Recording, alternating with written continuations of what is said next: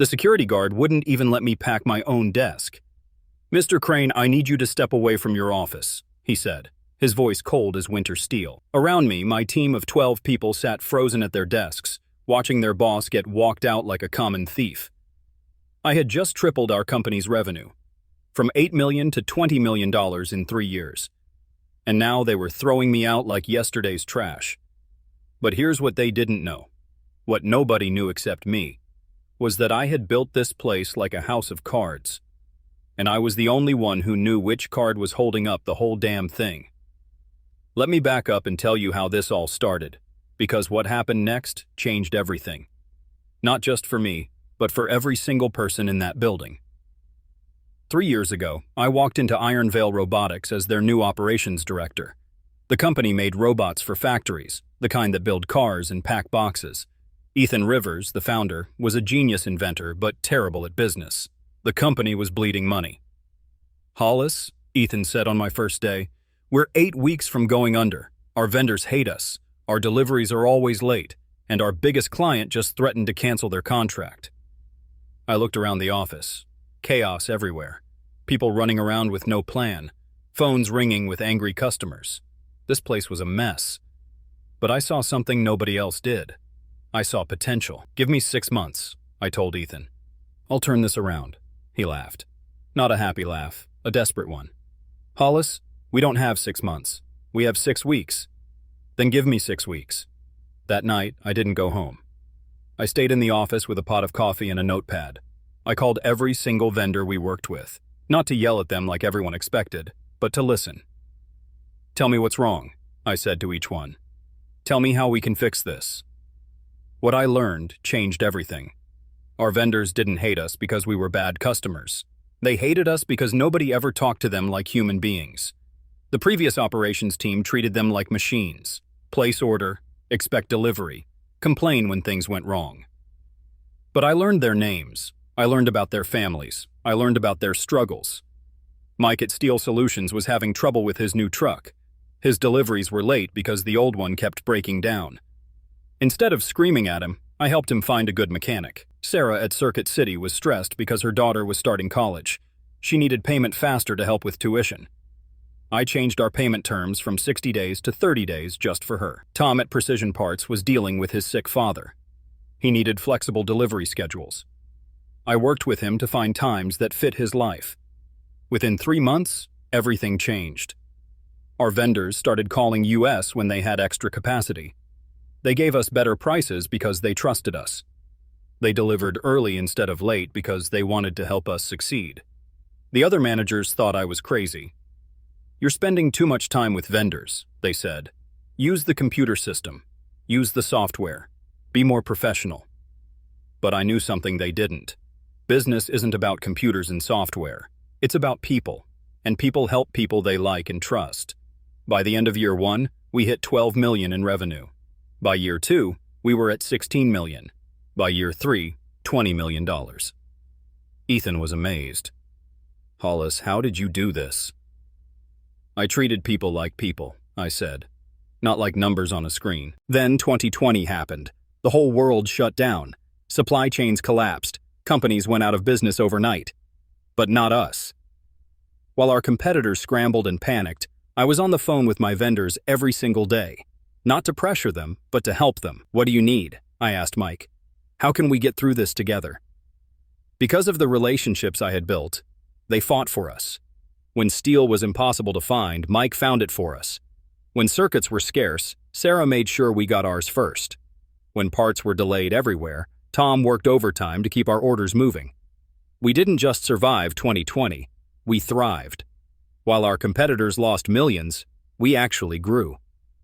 "You saved this company," Ethan told me at our Christmas party that year.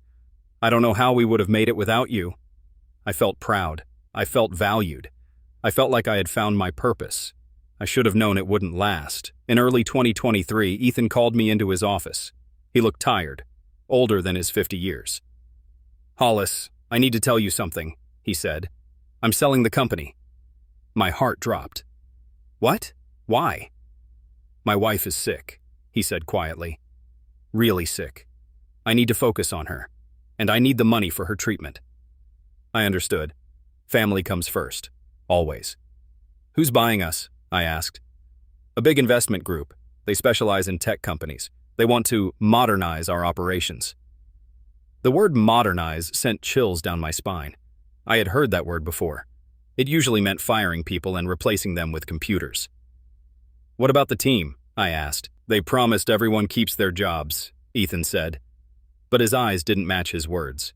He didn't believe it either. 2 weeks later, the new owners announced their new president, Avon Lockridge.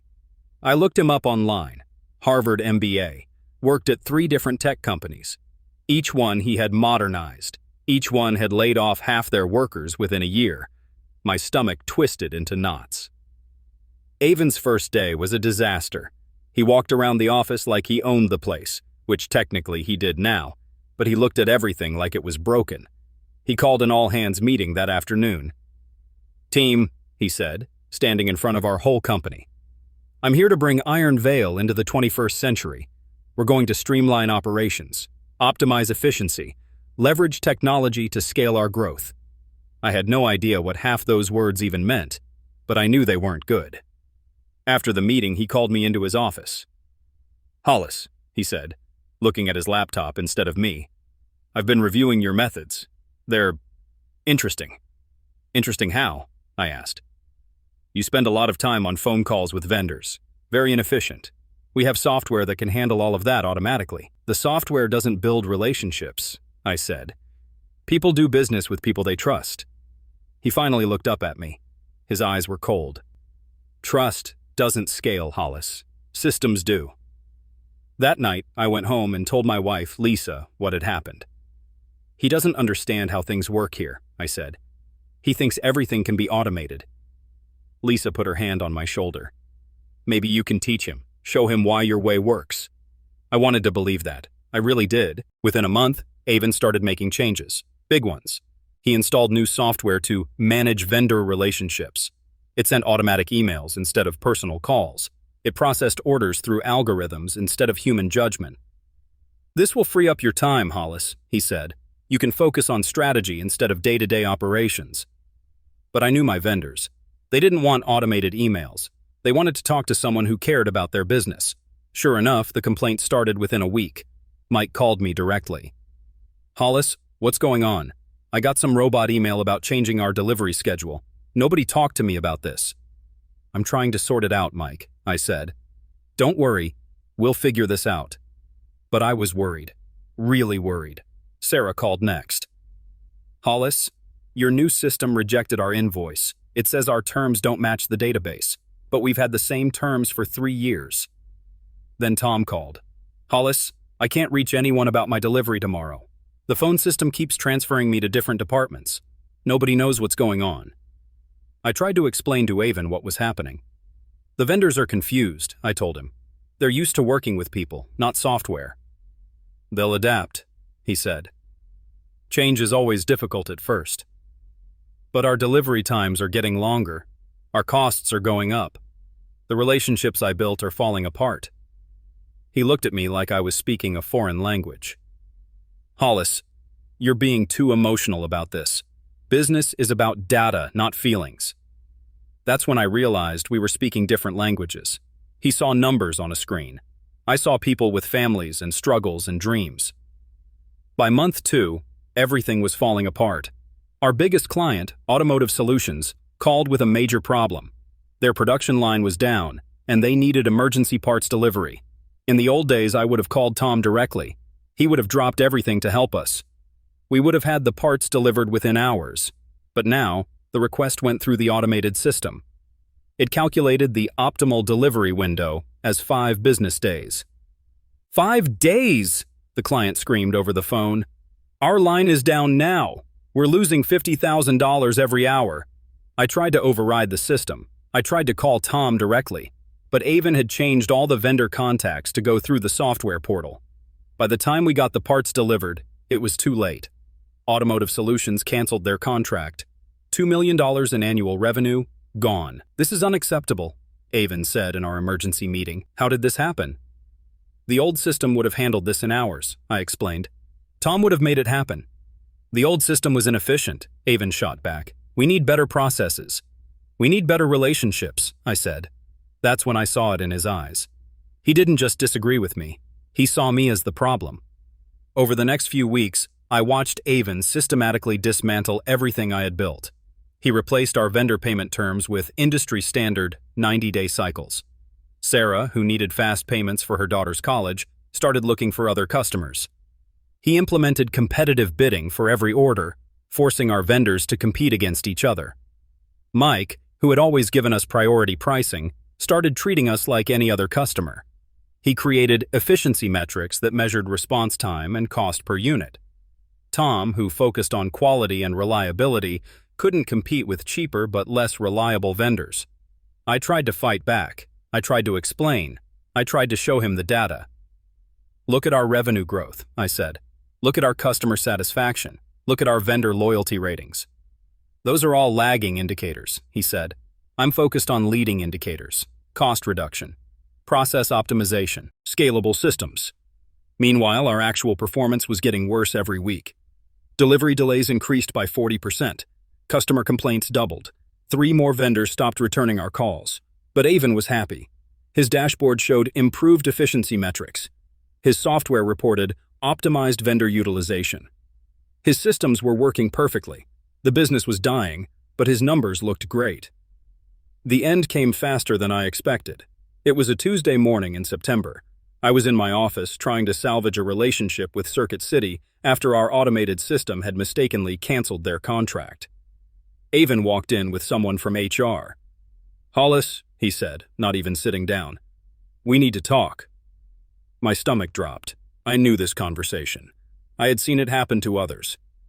"After careful consideration," he continued, "we've decided to make a change in the operations leadership. Your management style doesn't align with our vision for the company's future." I stared at him. "My management style? You're too rigid in your approach, too resistant to change, too focused on personal relationships instead of scalable systems." "I tripled this company's revenue," I said, my voice getting louder. "I saved us during the pandemic. I built relationships that kept us alive when everyone else was failing. And we appreciate your contributions," he said in a tone that meant he didn't appreciate anything. "But we need leadership that can take us to the next level." The HR person handed me a folder. "Your severance package is quite generous," she said. "We'll need you to clean out your office today." That's when I realized they had already made up their minds. This wasn't a conversation. It was an execution. "What about my team?" I asked. "They'll be fine," Avon said. "We're promoting Jenkins to take over operations." Jenkins. A nice guy, but he had been with the company for 8 months. He didn't know a single vendor's name. He had never handled a crisis. He had never built a relationship that mattered. "He doesn't know how things work," I said. "He'll learn our systems," Avon replied. "That's all he needs to know." That's how I ended up standing at my desk with a security guard, watching my team stare at me in shock. Jenkins looked embarrassed. Sarah from accounting was crying. Even the maintenance guy, Pete, had stopped working to watch. "Mr. Crane," the security guard said again, "I need you to step away from your office." I looked around at the place I had poured my heart into for 3 years, the place where I had saved jobs and built relationships and created something meaningful. Now they were throwing me out like garbage. I walked toward the elevator, carrying my small box of personal items. My team watched in silence. Nobody knew what to say. Nobody knew what would happen next. As the elevator doors closed, I saw Avon watching from his office window. He wasn't smiling, but he looked satisfied, like he had just fixed a problem. He had no idea what problem he had just created. That night, Lisa found me sitting in our garage, staring at my box of office stuff. "I'm sorry, honey," she said, sitting down next to me. $20 million, I said. "I took them from 8 to 20 million, and they fired me for being too rigid." "Their loss is someone else's gain," she said. I wanted to believe that. But at 52 years old, getting fired feels different than it does at 30. People start to question if you're worth the risk. "What if nobody wants to hire me?" I asked. "Then you'll start your own company," she said. "You know how to build relationships. You know how to make things work. You'll figure it out." That night, I couldn't sleep. I kept thinking about my team. about Mike and Sarah and Tom, about all the relationships I had built that were about to be destroyed by software and systems. But mostly, I kept thinking about what was going to happen when the real test came. Because here's what Avon didn't understand about vendor relationships. They're not just about good times. They're about crisis times. They're about the moments when everything goes wrong and you need someone to fight for you. Those relationships had saved Iron Veil during the pandemic. They had helped us grow when others failed. They were the foundation of everything we had built, and Avon had just sledgehammered that foundation to pieces. The question wasn't if it would all collapse. The question was when. And I had a feeling I wouldn't have to wait long to find out. What happened next shocked everyone, including me. The collapse came faster and harder than anyone expected. And when the dust settled, I found myself in a position nobody saw coming. The first call came 3 weeks after they fired me. It was Mike from Steel Solutions. I almost didn't answer. Seeing his name on my phone brought back too many painful memories. "Hollis," he said, and I could hear the frustration in his voice. "What the hell is going on over there?" "I don't work there anymore, Mike," I said quietly. "I know. That's why I'm calling. These people are driving me crazy. They sent me a form to fill out, 12 pages asking for information they already have. They want me to bid against 3 other companies for work I've been doing for 3 years. And when I try to call someone, I get transferred to 5 different people who don't know anything." I felt a sad satisfaction. "I'm sorry, Mike. I tried to warn them. Hollis, I'm done with them. If you ever start working somewhere else, call me first. I miss doing business with people who actually care." After Mike hung up, I sat in my kitchen staring at my phone. Part of me felt vindicated. Part of me felt sorry for my old team who would have to deal with the mess. But mostly, I felt angry. Angry that good relationships were being destroyed for no good reason. That was just the beginning. Over the next month, my phone rang constantly. Sarah from Circuit City, Tom from Precision Parts, a dozen other vendors who had worked with Iron Veil for years. They all had the same complaints. Automated systems that didn't work. Forms that made no sense. People who didn't understand their business. Payment delays that were killing their cash flow. "They're treating us like we're interchangeable," Sarah told me. "Like we're just numbers in a database." "That's exactly what they think you are," I said. The worst part was hearing about what was happening to my old team. Jenkins was drowning. The poor guy was working 16-hour days trying to manage vendor relationships through software that didn't understand relationships at all. He called me one evening, desperate. "Hollis, I know this is awkward, but I need help. Everything is falling apart. The vendors hate us. Deliveries are late. Costs are going through the roof. Avon keeps saying the system will work itself out, but it's getting worse every day." "What does he want you to do?" I asked. "He wants me to find cheaper vendors. He says the old vendors are overpriced and inefficient." My heart sank. Those overpriced vendors had been giving us better deals than anyone else because they trusted us. Now Avon wanted to throw that away to save a few pennies per unit. "Jenkins, let me give you some advice," I said. "The vendors we worked with weren't just suppliers. They were partners. They cared about our success because we cared about theirs. You can't replace that with a computer program." "I know," he said. "But Avon won't listen. He thinks I'm just not using the system properly." After Jenkins hung up, I realized something terrible. Avon wasn't just destroying the relationships I had built. He was destroying the entire foundation of the company's success. And he didn't even know it. 2 months after I was fired, my phone rang with a number I didn't recognize. "Hollis Crane?" the voice said. "Yes." "This is David Chen from Kindrak Systems. I heard you might be looking for new opportunities." Kindrak Systems. I knew the name. They were one of Iron Veil's biggest competitors. Mid-sized company, good reputation, but they had been struggling to grow. "I might be," I said carefully. "I'd like to meet with you. We could use someone with your experience in operations and vendor relations." We met at a coffee shop downtown. David was the founder and CEO, a straight shooter who had built his company from nothing over 15 years. "I'm going to be direct with you, Hollis," he said. "We're stuck. We're profitable, but we can't seem to break through to the next level. Our operations are okay, but they're not great. We need someone who can make us great." "What makes you think I can help?" "I know what you did at Iron Veil. I know you tripled their revenue. I know you built something special there. He paused. And I know they were idiots to let you go. I liked David immediately. He reminded me of Ethan in the early days, someone who cared about building something meaningful, not just making money. What kind of authority would I have? I asked. Full authority over operations. You'd be COO. You'd report directly to me, and you'd have complete freedom to do things your way. My way involves building relationships with vendors. Real relationships, not just software and systems. David smiled. That's exactly what I'm hoping for. I started at Kindrak Systems in November. The company was solid but stuck. They had good people, decent systems, but no soul. Everything was transaction-based. Buy cheap, sell high, repeat. It reminded me of Iron Veil before I got there. My first week, I did the same thing I had done 3 years earlier. I called every vendor and supplier they worked with, not to negotiate or complain, but to listen. Tell me about your business, I said to each one. Tell me what you need to succeed. What I found was incredible. These vendors wanted to help Kindrax grow, but nobody had ever asked them how. They had ideas for cost savings, process improvements, new products, but they had been treated like order takers instead of partners. Within a month, I had restructured all our vendor relationships.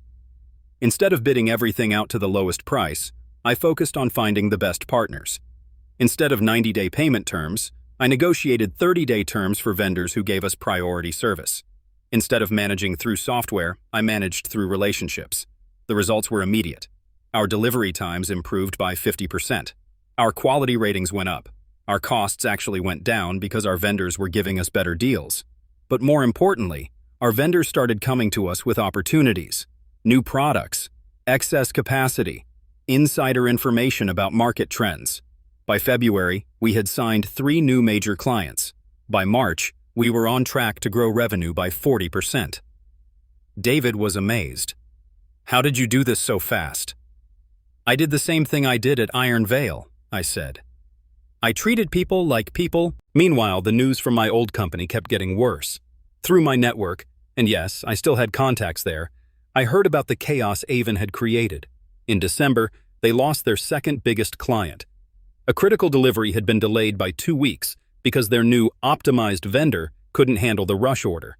The client canceled a $3 million annual contract. In January, they had a major quality issue. A shipment of parts was defective, and their new vendor refused to take responsibility. In the old days, Tom would have fixed the problem immediately, even if it wasn't his fault, but Tom was no longer working with them. In February, they lost another $2 million client when their automated system accidentally canceled a standing order. The software had been optimized to eliminate redundant orders, but it couldn't tell the difference between redundant and recurring. Jenkins was fired in March. The poor guy had done his best, but he couldn't fix a system that was designed to fail. Avon replaced him with a consultant who specialized in operational efficiency. The consultant's first recommendation was to cut the operations team in half and rely more heavily on automation. I felt sick hearing about it. These weren't just numbers on a spreadsheet. These were people I had worked with, people who had families and mortgages and dreams. In April, I got a call I never expected. Hollis, it's Ethan. My old boss, the founder of Iron Veil, the man who had sold the company to focus on his wife's treatment. Ethan, how are you? How's your wife? She's better, thank you. The treatment worked. She's in remission. His voice was heavy. But I need to talk to you about something else. What's going on? I'm hearing terrible things about Iron Veil. Clients are leaving. Vendors are refusing to work with them. The company is falling apart. I'm sorry to hear that, I said. And I meant it. Despite everything, I didn't want to see the company fail. Hollis, I made a mistake. I sold to the wrong people. They're destroying everything you built. There's nothing I can do about that now, Ethan. Actually, there might be. He paused. I could hear him taking a deep breath. I kept a small ownership stake when I sold, 5%. And I have a clause in the contract that gives me first right of refusal if they ever want to sell. Are they looking to sell? They're about to be forced to sell. The investors are panicking. Revenue is down 40% from last year. They're hemorrhaging money. They need a buyer or they're going to have to shut down. My mind was racing. What are you thinking? I'm thinking maybe Kindrak Systems might be interested in acquiring a distressed competitor, especially if they had someone on staff who understood the business. I almost dropped the phone. Ethan, are you serious? Dead serious. I've been watching what you're doing at Kindrak's. You're building something special there. What if you could combine that with what's left of Iron Veil? Save the jobs that are still there. Rebuild the relationships that were destroyed. What about Avon? Avon would be gone. The investors want him out. They're just looking for a way to save face. I talked to David that same day. David, I have an unusual opportunity to present to you. I laid out the whole situation. Iron Veil was failing. They were looking for a buyer. We could acquire them for a fraction of what they were worth a year ago. But why would we want a failing company? David asked. Because it's not really failing. It's just being mismanaged. They still have good people. They still have valuable clients. They still have the potential to be great. What would it take to turn it around? It would take doing exactly what we're doing here. Building relationships. Treating people like people. Going back to the basics that made them successful in the first place. David was quiet for a long time. How much would this cost us? Based on what Ethan told me, probably around $8 million. That's less than half what they paid for it 2 years ago. And you think you could turn it around? I know I could. I did it once before. David smiled. Hollis, I hired you because you think differently than other people. This is exactly the kind of thinking that makes great companies. So you're interested?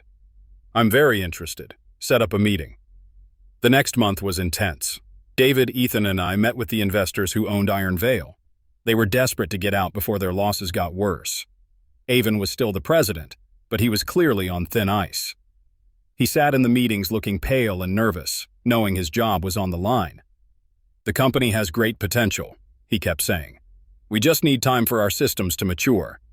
But the numbers didn't lie. Revenue was down. Profits were gone.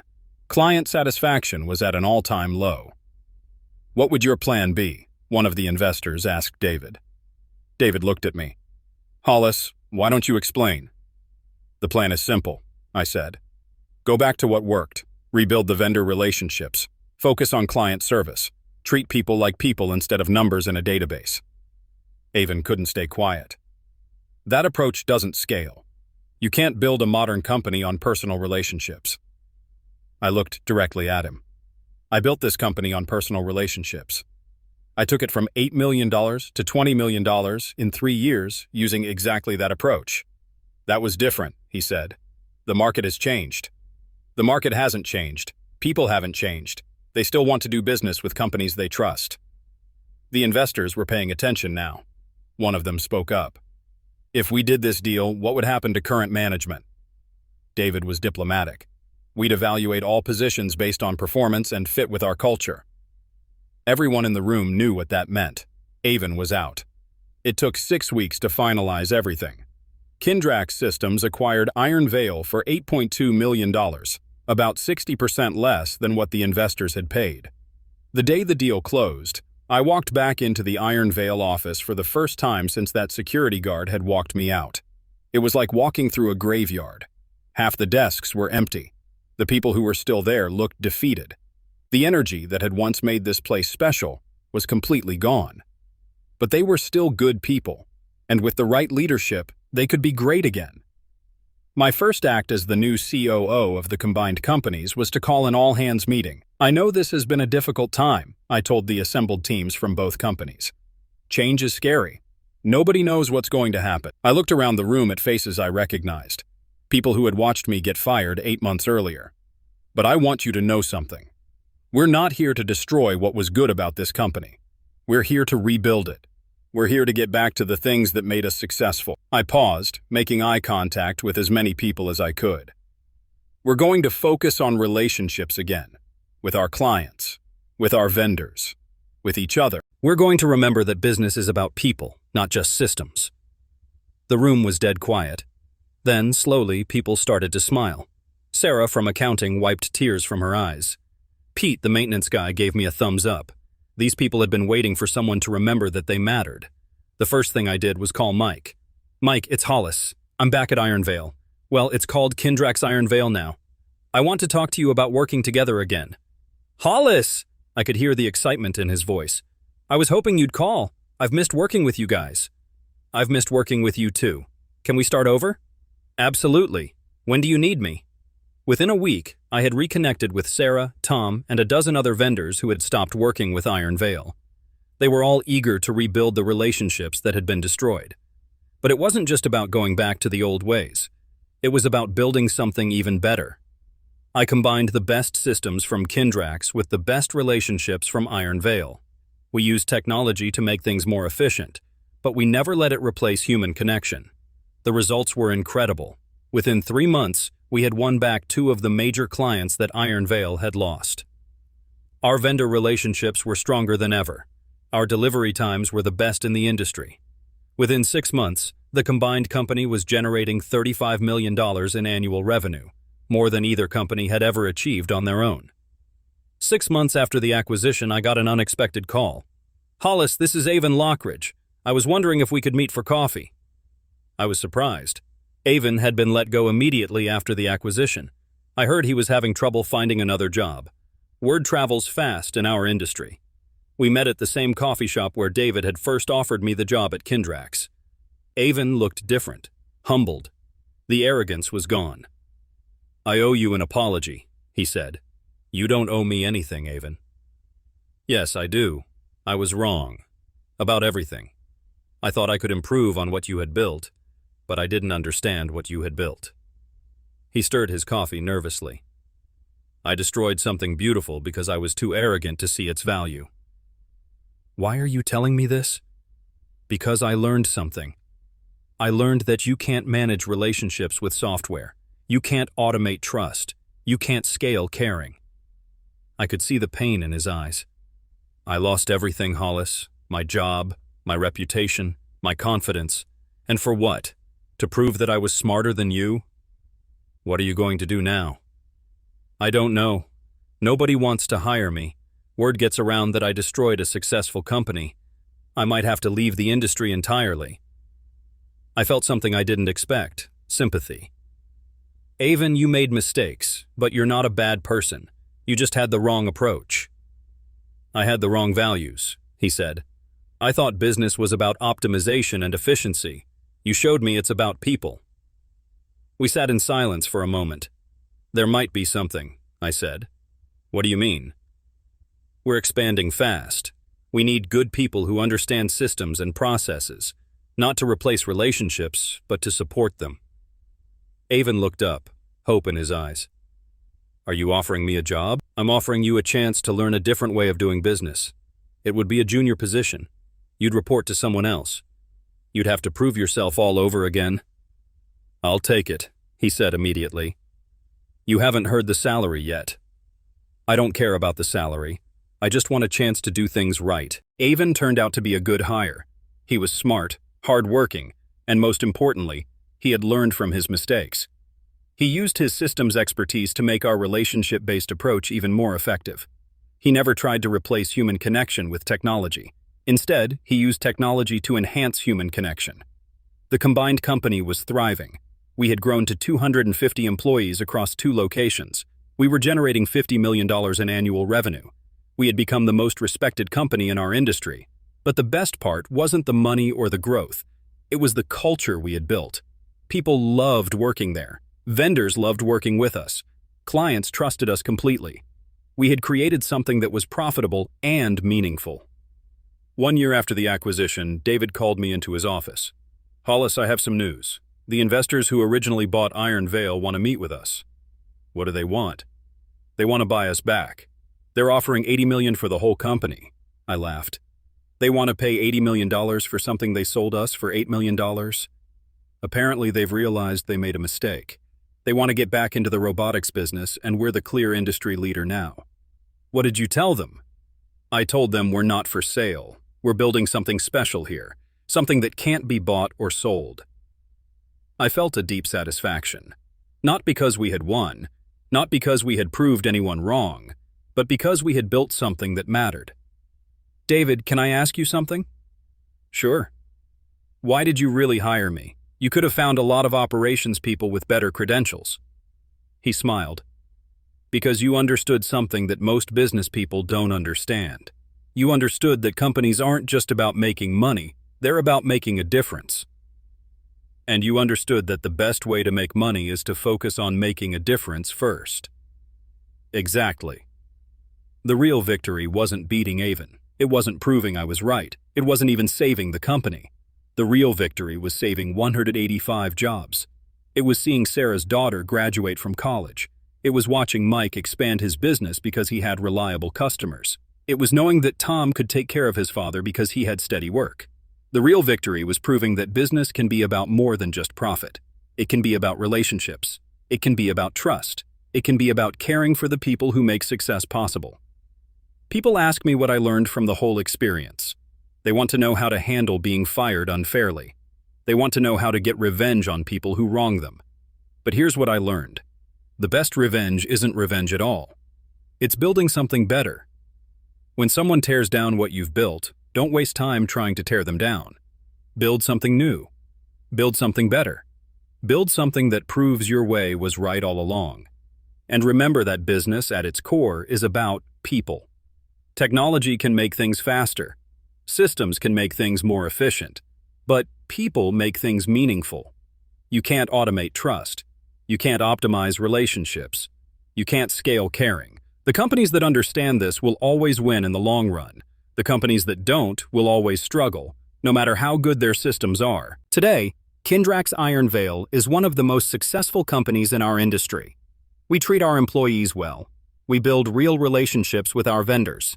We care about our clients' success. And it all started with a simple idea. Treat people like people, not like numbers on a spreadsheet. That's not just good business. That's good humanity. Sometimes the best way to win is to remember what really matters. And what really matters is people. The security guard couldn't let me pack my own desk that day. But what he couldn't take away was the knowledge that relationships matter.